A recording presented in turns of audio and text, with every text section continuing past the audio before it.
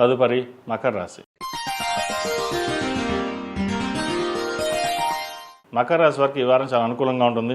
గడిచిన కొన్ని వారాల కంటే కూడా ఈ వారం చాలా అనుకూలంగా ఉందని చెప్పొచ్చు.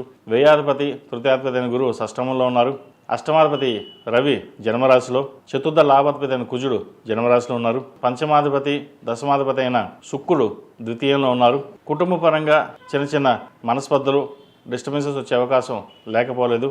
ధనం కూడా రావాల్సినంత రాకపోవడం, ఖర్చులు అధికంగా ఉండే అవకాశాలు గోచరిస్తుంది. ఉద్యోగంలో స్థిరత్వం లభిస్తుంది. చేసే వృత్తి ఉద్యోగాలు ఏవైతే ఉన్నాయో ఒక కొలిక్కి రావడం, వివాహాది శుభకార్యాల విషయంలో ఒక కొలిక్కి రావడం, సంతానం సంబంధించిన వ్యవహారాలు ఒక కొలిక్కి రావడం అనేది ఈ వారం ప్రారంభమవుతుంది. ఎప్పటించో కష్టపడుతున్నాం, కష్టానికి ప్రతిఫలం రావట్లేదే అన్న భావన ఏదైతే ఉందో అది ఈ వారం నుంచి కాస్త సానుకూలమైన పరిస్థితులు దిశగా గ్రహగతులు నడుస్తున్నాయి. అదేవిధంగా అష్టమంలో కేతు ఉన్నారు. ఏదైనా ఒక నిర్ణయాలు తీసుకునేటప్పుడు మన చేతులు దాటిపోతూ ఉంటాయి. మనం ఒకటి అనుకుంటే ఇంకోటి అవుతుంటుంది. జన్మరాశిలో రాహు ఉన్నారు. ద్వితీయంలో రాహు ఉన్నారు. మనసు స్థిమితంగా ఉండదు. నిర్ణయాల మట్టికి తీసుకునేటప్పుడు ఆచితూచి వ్యవహరించడం చెప్పదగినది. ఫ్రెండ్స్ మాట విని చెడిపోవడం అనేది కూడా ఇబ్బందికరమైన వాతావరణం చెప్పచ్చు. వాటి విషయం జాగ్రత్త వహించాలి. ఈ రాశిలో నిర్మించిన విద్యార్థులకు కాలం అంత అనుకూలంగా లేదు.